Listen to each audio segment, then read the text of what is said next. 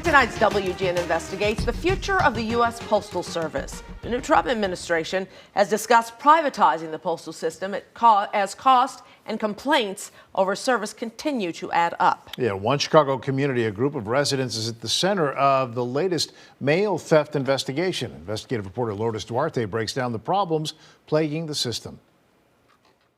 Mail theft is a big concern within the U.S. Postal Service, with hundreds of complaints coming in every day. Here in Chicago, they've been working to minimize the problem, but still deliveries aren't always reaching their destination. This as the Trump administration considers what to do with a postal system that Americans still rely on. Most of this is just hand-built. Nathan Mason counts on his creativity to make sense of life. I'm an artist here in Chicago. He works with the colorful and the complicated. In this space, I make collage and ceramics and odd objects. I like to do sort of abstracted zoomorphic forms. But even with his years of experience, he can't piece together why his back alley became a dumping ground for U.S. mail. There was a significant number of W-2s, checks, what looked like dividend, a lot of financial stuff. So I walked up and down the alley and in the backyard and picked up about 250 pieces of mail. That was 7 weeks ago. Since then, he sorted the mail, posted his discovery on Facebook, and returned all of it to the post office in hopes it will finally be delivered. I made the list and saw that I could pick out the map on the area of the map. So it was certainly like one route. His pages and pages of addresses have led him and others to question what is happening with the U.S. postal system. In this case, the Uptown office, where the dozens of pieces of mail would have filtered through before delivery. Started talking to neighbors and talking to other people, and everyone seems to have their own stories of drama with the post office. For example, Carrie hoped her vehicle registration tags would be found among the recovered mail, but no luck yet. And she says it's not the first time her mail goes missing.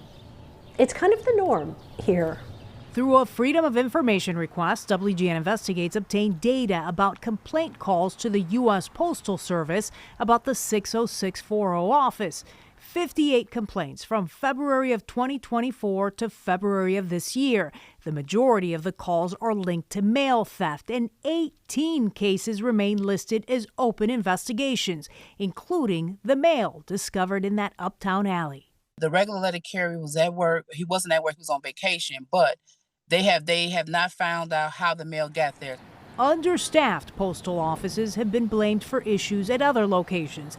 In this case, news of the dumped mail comes at a time when the National Association of Letter Carriers tackles an open union contract that's headed to arbitration.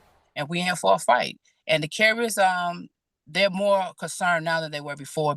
Well, we want to have a post office that works well and doesn't lose massive amounts of money. Adding to tensions, talk of privatizing the U.S. Postal Service under a Trump administration, something that critics argue could impact rural areas most because of how costly they are to maintain. It's unfortunate, but the Postal Service shouldn't be one of these political footballs. It's not a red issue. It's not a blue issue. We service the American people. We're mandated by the Constitution to provide service to every American every day.